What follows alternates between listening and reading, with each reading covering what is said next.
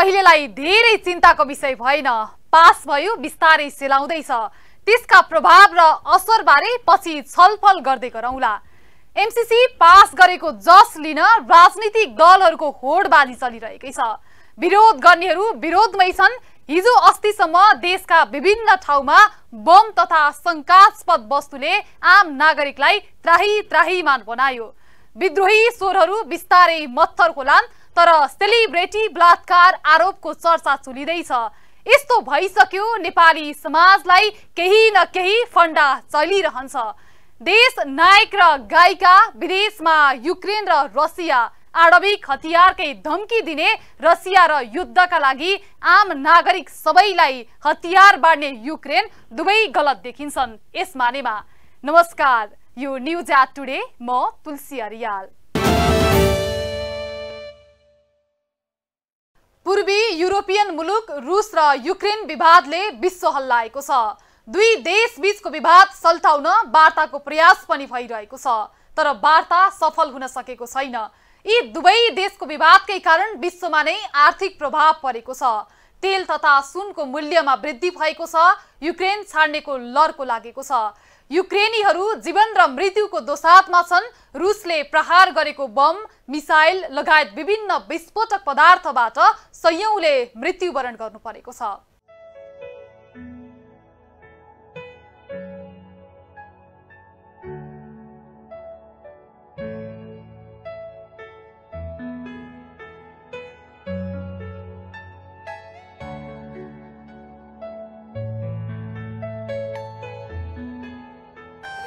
Сын на работе одна, куда мне бежать? Куди ховатися? Куди, скажіть, будь ласка? Свое жилье должны покидать. Что это такое? रुस र युक्रेन बीचको विवाद नयाँ होइन। पूर्व सोभियत संघ विघटनपछि यी दुई मुलुकहरू बीच विघटनको सुरुवातदेखि नै सौहार्दपूर्ण सम्बन्ध रहेन। सोभियत संघको विघटनपछि केही समय CIS, Commonwealth of independent status को रूपमा पूर्व सोभियत संघका मुलुकहरू बीच सहकार्य थियो। त्यस बेला CIS मा वर्षौंसाली मुलुक कुन बन्ने भन्नेमा समेत युक्रेन र रुस बीच विवाद थियो। CIS अल भएपछि युक्रेनले अन्य युरोपेली मुलुकहरूसँगै G7 देशहरूसित निकटता बढाउन चाह्यो भने रुस सोभियत संघ हुँदा जस्तो एक शक्ति राष्ट्र रहिरहन चाहन्थ्यो। यसका लागि पूर्व सोभियत संघमा रहेका मुलुकहरू आफ्नो पक्षमा रहन् भन्ने रुसको चाहना थियो। तर आणविक शक्ति राष्ट्र र विश्वको प्रमुख हतियार वितरक मुलुक रुसको प्रभाव निरन्तर कम होस् भन्ने अमेरिकी चाहना थियो। त्यसैले अमेरिका रुस वरपरका मुलुकलाई रुसको प्रभावबाट अलग राख्न चाहन्थ्यो। शीत युद्धकालीन दुई मुलुक रुस र अमेरिका बीच सधैँ नै अघोषित शीत युद्ध कायम रह्यो, जसको शिकार युक्रेन भएको देखिन्छ। पूर्व सोभियत संघका मुलुकहरू मध्ये दुई शक्तिशाली देशहरू युक्रेन र रुस बीच विघटनका बेला सैन्य शक्ति र हतियार पनि बाँडफाँड भएको थियो, जसका कारण दुवै देशले आफूलाई सैन्य रूपमा शक्तिशाली मान्दै आए। विघटनपछि बनेका मुलुकहरूमा रुस पछिको दोस्रो ठुलो युक्रेनको समेत पूर्व सोभियत संघका पूर्व अन्य मुलुकलाई आफ्नो छत्र छायामा राख्ने चाहना रहँदै आएको देखिन्छ। सँगैसँगै तत्कालीन सोभियत संघको सबैभन्दा ठुलो आणविक भट्टी चेर्नोबिल विघटनका क्रममा युक्रेनमा पर्न गयो। विश्वकै सबैभन्दा ठुलो मध्येको एक चेर्नोबिल आणविक भट्टी आफ्नो नियन्त्रणमा राख्ने चाहना रुसको सधैँ रहेको देखिन्छ। त्यसैले त वर्तमान युद्धको क्रममा रुसले सबैभन्दा पहिले चेर्नोबिल आणविक भट्टी नियन्त्रणमा लियो। कुनै बेला विश्वको सबैभन्दा खतरनाक आणविक विस्फोट भएको र लाखौं मानिस प्रभावित भएको चेर्नोबिल नियन्त्रणका क्रममा हुने लडाईँले फेरि त्यस्तो खतरा निम्तिन सक्ने आकलन गरिरहेका बेला अहिलेसम्मको रिपोर्ट अनुसार रुसले सहजै चेर्नोबिलमाथि कब्जा गरेको देखिन्छ। पछिल्लो युद्धको स्थिति बन्नुको कारण पनि अमेरिका र रुस बीचको वर्षौंको लडाईँ नै हो। रुसको युक्रेनलाई आफ्नो प्रभाव क्षेत्र भन्दा अलग हुन नदिने चाहना र अमेरिकाको युक्रेनलाई आफ्नो प्रभाव क्षेत्रमा पार्ने चाहना नै पछिल्लो युद्ध निम्तिएको हो। दुई देशको सीमामा लामो समयदेखि युक्रेनको बादल मडारिरहेको थियो। रुसले आफ्नो युक्रेनसँगको 450 किलोमिटर लामो सिमानामा आफ्ना 1,25,000 सेना तैनात गरेसँगै कुनै बेला रुसले युक्रेनमा आक्रमण गर्न सक्ने आकलन गरिरहेको थियो। युक्रेनले अमेरिकी सामरिक संगठन नाटो नर्थ एटलान्टिक ट्रिटी अर्गनाइजेसनमा सहभागी हुने चाहना गरेसँगै रुस उसलाई रोक्न चाहन्थ्यो। रुस आफ्नो सिमानाका देशहरूमा अमेरिकी वर्चस्व भएको हेर्न चाहँदैनथ्यो। युक्रेनले अमेरिकाको प्रभावमा परेर नाटोमा सहभागिताको लागि आवेदन दिएपछि रुसले उसलाई रोक्न सिमानामा आफ्ना सेना तैनात गरेको हो। नाटोमा अमेरिका, क्यानाडा, ब्रिटेन, फ्रान्स लगायत विश्वका 30 देश सहभागी छन्। पछिल्लो समय तत्कालीन सोभियत सङ्घको प्रभाव क्षेत्रमा रहेका पूर्वी युरोपेली मुलुकहरू समेत नाटोमा सहभागी भएपछि रुसले आफ्नो प्रभाव गुमाउँदै गएको महसुस गरेको थियो। आफ्नो छिमेकी मुलुकमा समेत अमेरिकी प्रभाव जम्दै जाने अवस्था देखिएपछि रुसले आफू चौतर्फी घेरिएको महसुस गरेको हो। त्यसैको परिणाम हो पछिल्लो युद्ध। सैन्य शक्तिमा रुस र युक्रेन बीच कुनै दाँजो हुन सक्दैन। युक्रेनसँग जम्मा 11 लाखको सैन्य शक्ति छ भने रुससँग 29 लाख भन्दा बढी सेना छन्। लडाकु विमानको हिसाब गर्ने हो भने युक्रेनसँग जम्मा 98 छन् भने रुससँग 1500 लडाकु विमान छन्। त्यसका अलावा रुससँग रहेका हेलिकप्टर, युद्ध तोप, बख्तर बन्द गाडीहरू पनि युक्रेनको तुलनामा निकै धेरै छन्। युक्रेनले रुससँग जोरी खोज्नु पछाडि नाटोले आफूलाई सहयोग गर्छ भन्ने उसको चाहना हो। तर युक्रेनले सोचे जस्तो नाटो उसको पछाडि आएन। त्यसैले त युक्रेनका राष्ट्रपतिले आफू एक्लै रहेको गुनासो गरेका थिए। अहिले युरोपेली देशहरूले युक्रेनलाई केही हतियार सहयोग गरेका छन्। तर रुसको अगाडि युक्रेन कति टिक्न सक्छ त्यसैमा विश्व शक्ति सन्तुलन निर्भर गर्नेछ।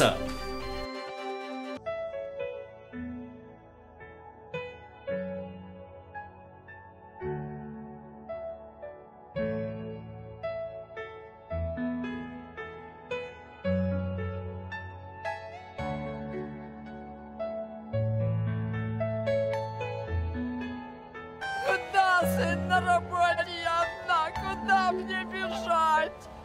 Куди ховатися? Куди? Скажіть, будь ласка. Свое жилье должны покидать. Что это такое? देशमा संकट आइपरेपछि हामीले देख्ने गरेका छौं आफ्नो ज्यान जोगाउनका लागि नेतृत्व गर्नेहरू नै सुरुमा फरार हुने गरेको। जिम्मेवारीबाट विमुख हुँदै जनतालाई भन्दा आफूलाई पहिलो प्राथमिकतामा राख्छन् नेतृत्वकर्ता। तर युक्रेनका राष्ट्रपति भोलोदिमिर जेलेन्स्कीले भने आफ्नो ज्यानको प्रवाह नगरी जनताको जीवन रक्षामा होमिएका छन्। पटक पटक देश छाडेर आफ्नो ज्यान जोगाउने उर्दी आउँदा पनि उनी अलिकति पनि विचलित भएका छैनन्। देशको रक्षाका लागि उनी डटेर लागेका छन्। आफैलाई पहिलो निशाना बनाउँदै रुसी सेनाले आक्रमण गरिरहँदा पनि युक्रेनी राष्ट्रपति तसमस नभई युद्ध मैदानमा होमिएका छन्। अहिले विश्वको ध्यान युक्रेनमाथि केन्द्रित बनेको छ। नेपाल जस्तै एउटा स्वतन्त्र देश युक्रेन संकटमा छ, द्वन्द्व चर्किरहेको छ। छिमेकी देश रुसका लाखौं सेनाले युक्रेनमाथि आक्रमण गरिरहेका छन्। मुलुकमा निम्तिएको संकटका बीच युक्रेनी राष्ट्रपति भ्लादिमिर जेलेन्स्की आफ्नो देशलाई बचाउनको लागि डटेर लागिरहेका छन्। बिहिबार बिहानबाट सुरु भएको रुस र युक्रेन युद्ध रोकिने छाँटकाँट तत्कालै देखिँदैन, बरु युद्धले थप उग्र रूप लिँदै गएको छ। हरेक क्षणमा आइरहेका बम विस्फोटदेखि मिसाइल आक्रमणका खबरले विश्व नै स्तब्ध बनेको छ।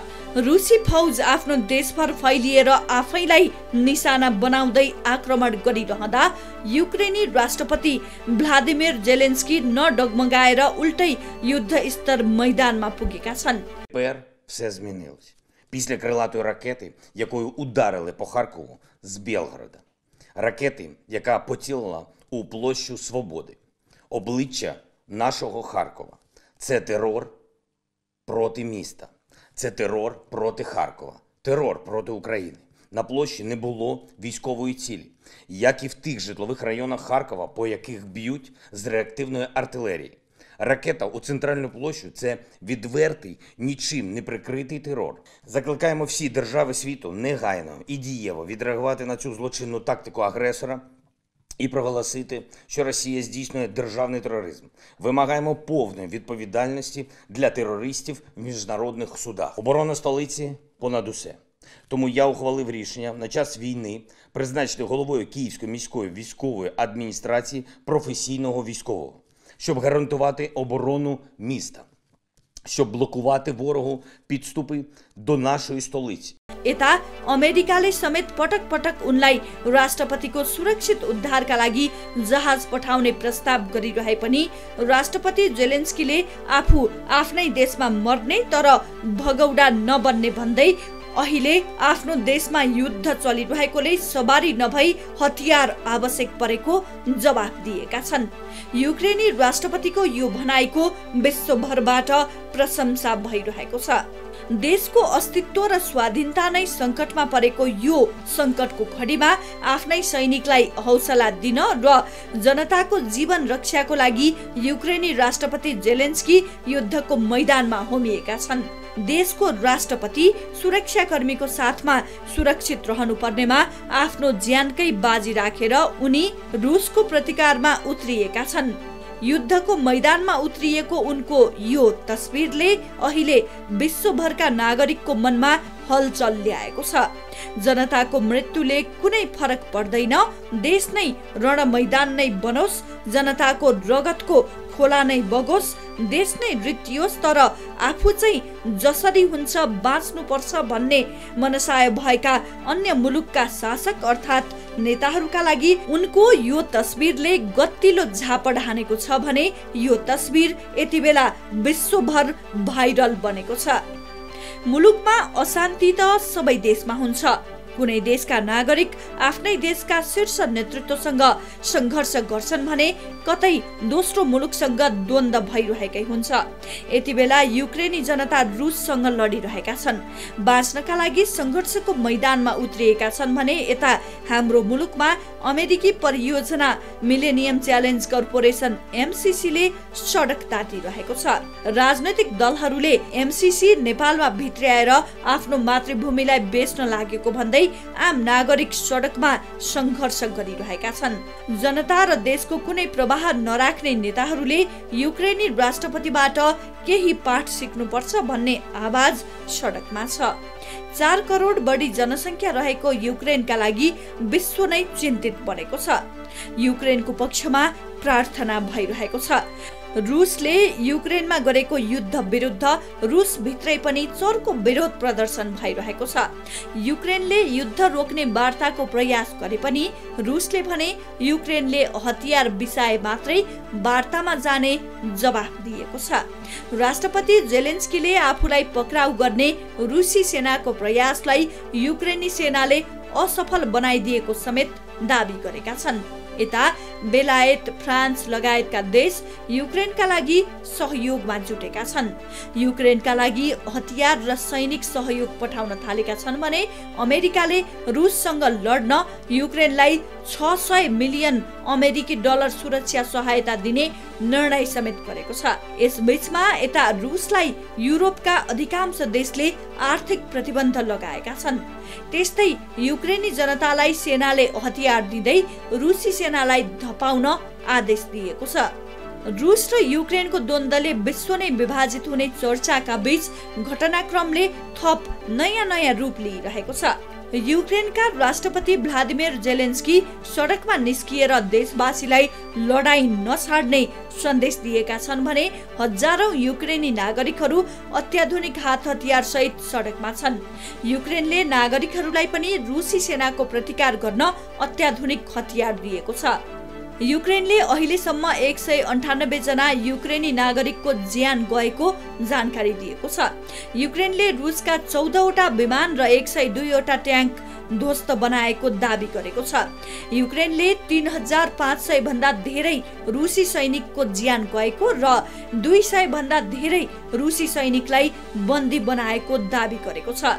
यता रुसले युक्रेन राजधानी कीव नजिकै 200 बढी सैनिक मारेको दाबी गरेको छ। जनता र देशको रक्षाका निम्ति डटेर लागेका युक्रेनी राष्ट्रपति भोलोदिमिर जेलेन्स्कीको हुन् त उनको बारे जान्न तथा बुझ्न खोज्नेको जमात बढेको छ। उनले देशका जनताप्रति देखाएको माया र सद्भावले उनी विश्वमै वाहावाहीको पात्र बनेका छन्। विश्वको ध्यान जेलेन्स्कीतर्फ नै केन्द्रित छ।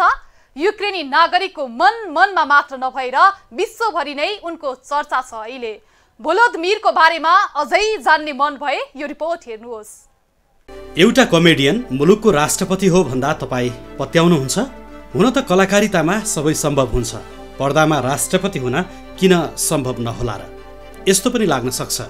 तर हामीले कुरा गरिरहेको यो कुरा भने पर्दा पछाडिको अर्थात् पर्दा बाहिरको कुरा हो। युक्रेनका हालका राष्ट्रपति एक चर्चित हास्य कलाकार हुन्। स्ट्यान्डअप कमेडीमा जमेका व्यक्ति हुन् उनी। यो सुन्दा तपाईँलाई अनौठो लाग्यो होला, तर यो वास्तविकता हो है। भ्लोदिमिर जेलेन्स्की युक्रेनको राष्ट्रपतिमा निर्वाचन हुनुभन्दा पहिले उनी एक हास्य कलाकार अर्थात् कमेडियनका रूपमा आफूलाई स्थापित गरिसकेका थिए। उनै भ्लोदिमिर जेलेन्स्की हिजो आज धेरै चर्चामा छन्।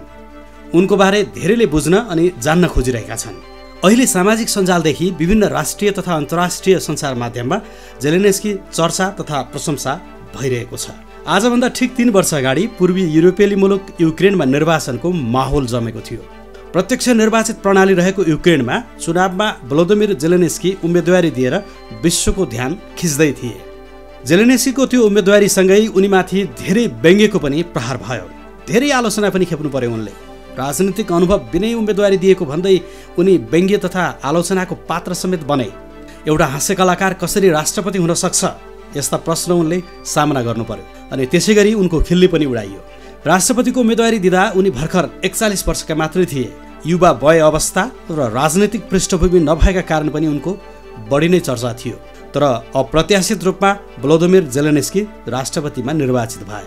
राष्ट्रपतिमा निर्वाचित भएसँगै उनलाई बधाई दिने भन्दा पनि हास्य कलाकारले देशको नेतृत्व कसरी गर्ला भनेर खिसिट्युरी गर्नेहरू नै थिए। अझ भनौँ उनलाई अलि बढी उडाइयो पनि। उनको व्यापक आलोचना समेत भयो।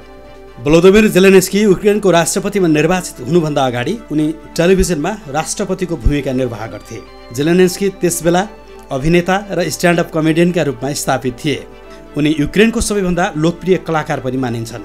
उनी कलाकारिता क्षेत्रमा आफ्नो छुट्टै परिचयसहित स्थापित थिए। उनले अन्य कलाकारसँग मिलेर 1997 मा कमेडी ग्रुप पनि बनाएका थिए। उनको नेतृत्वमा बनेको उक्त समूहले टेलिभिजन कार्यक्रम समेत निर्माण गर्दै आएको थियो। उनले एउटा कार्यक्रममा विद्यालयको शिक्षकको भूमिका पनि निर्वाह गरेका छन्। विद्यालयको शिक्षक एक दिन राष्ट्रपति बन्ने कार्यक्रममै देखाइएको थियो। एउटै भिडियोले उनलाई यति लोकप्रिय बनाउँछ कि पर्दाभित्रको राष्ट्रपति देखिएका जेलेन्स्की एक दिन साँच्चैकै राष्ट्रपति बन्ने अवस्थामा पुगे। विद्यालयको इतिहास शिक्षक देशको राष्ट्रपति भएको तथा भ्रष्ट कर्मचारी तन्त्र र भ्रष्टाचारको बलियो जालोसँग जुधेको रोमाञ्चक कथामा आधारित युक्रेनी टेलिसिरियल थियो जनताको सेवक। उक्त टेलिसिरियलमा राष्ट्रपतिको भूमिकामा देखिएका हास्य कलाकार अर्थात् भ्लोदिमिर जेलेन्स्की वास्तवमै युक्रेनको राष्ट्रपति भए। नेपालमा भन्दा झन्डै 4 गुणा ठुलो युक्रेनमा प्रत्यक्ष निर्वाचित राष्ट्रपति र राष्ट्रपतिद्वारा मनोनित प्रधानमन्त्री सहितको राजनीतिक प्रणाली छ। जनताले राष्ट्रपतिलाई प्रत्यक्ष मतदान गर्छन्। सांसद हुन पार्टी अनिवार्य जस्तो देखिए पनि राष्ट्रपति हुन दलीय व्यक्ति हुनुपर्छ भन्ने छैन। राजनीतिक पृष्ठभूमि नभएका जेलेन्स्की सन् 2018 मा अचानक राजनीतिमा प्रवेश गरेका हुन्। स्थापित राजनीतिज्ञले उनको राजनीतिमा लाग्ने योजनालाई मजाकका रूपमा लिएका थिए अनि मजाककै रूपमा उनलाई उडाइएको पनि थियो। जनताको सेवक नामक पार्टीबाट राष्ट्रपतिका लागि उम्मेदवारी घोषणा गरेका जेलेन्स्की सन् 2019 मा भएको निर्वाचनमा 39 जना प्रतिस्पर्धी मध्ये सबैभन्दा बढी अर्थात् 30.24% मत प्राप्त गरी जेलेन्स्की युक्रेनको राष्ट्रपतिमा जबरजस्त स्थापित भएका थिए। दोस्रो चरणको निर्वाचनमा राष्ट्रपतिका प्रतिद्वन्दी पेट्रो पोरोसेन्कोलाई पराजित गर्दै जेलेन्स्की युक्रेनको राष्ट्रपतिमा निर्वाचित भएका हुन्। कुनै समय पर्दामा मात्रै राष्ट्रपति बन्ने मौका पाएका भ्लोदिमिर जेलेन्स्की हाल वास्तवमा युक्रेनको नेतृत्व गरिरहेका छन्। जेलेन्स्की विवाहित हुन् र उनका 2 सन्तान पनि छन्। प्राध्यापक बुबा र इन्जिनियर आमाका छोरा जेलेन्स्की कानुनका विद्यार्थी पनि हुन्। तर व्यावसायिक रूपमा उनले कानुनमा हात हालेनन्। सन् 1997 मा फिल्म र टिभी कार्यक्रम निर्माण गर्ने समूह केभारताल 95 स्थापना गरेपछि कलाकारितामा उनले एकपछि अर्को उचाइ लिए। BBC वर्ल्ड वाइडले निर्माण गरेको कार्यक्रम डान्सिङ विथ स्टार्स 2006 को विजय भएपछि जेलेन्स्की युक्रेनी जनतामाझ परिचित भएका थिए। घर घरमा उनको चर्चा हुन थालेको थियो। यो चर्चा सन् 2015 को अक्टोबर पछि दिन प्रतिदिन झन् बढ्दै गयो।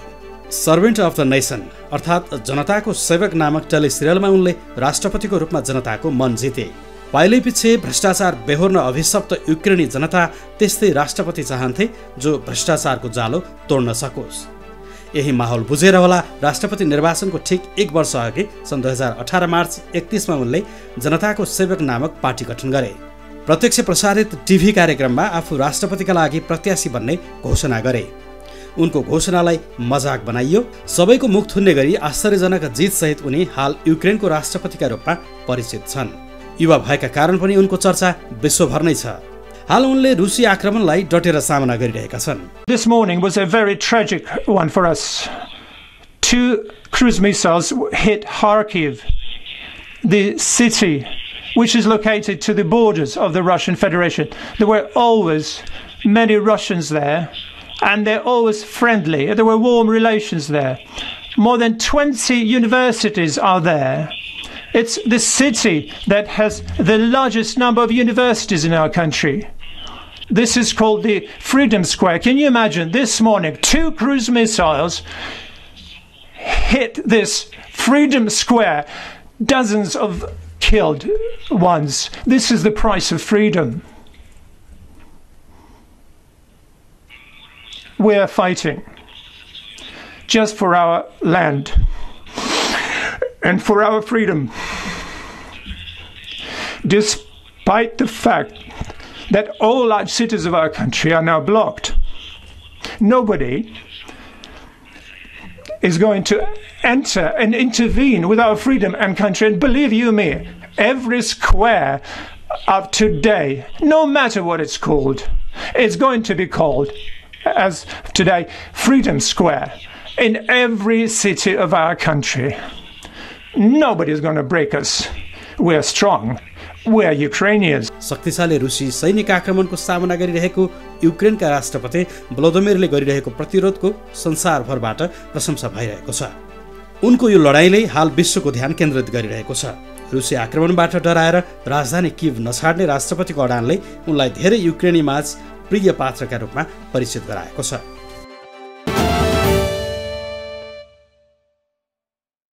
विश्व महासमरको दौडमा को शक्तिशाली आजको शक्ति मापनको आधार के सैन्य भूगोल आणविक हतियार आर्थिक तथा सैन्य सामर्थ्य वा उन्नत र सुसंस्कृत लोकतान्त्रिक व्यवस्थाको अभ्यास। विश्वभर यस्ता विषयहरूले बहस छेडिरहेका छन्। भूगोल कब्जाका आधारमा कोही दिनलाई जित्न र बलशाही हुन सक्छ। त्यस्ता साम्राज्यवादी सोच विस्तारवादी चरित्रलाई विश्वले गिज्जाइरहेको हुन्छ। स्वयं उक्त देशमै यस्ता आक्रमण र अन्य देशको सार्वभौमिकतामाथिको आक्रमणको विरोध भइरहेको हुन्छ, जुन कुरा अहिले रसियन राष्ट्रपति भ्लादिमिर पुटिनको युक्रेन आक्रमणको रसियन जनताले गरिरहेका छन्। हवस् त न्युज एट टुडे आजलाई यति नै। हामी सबै बिदा हुन्छौँ। नमस्ते।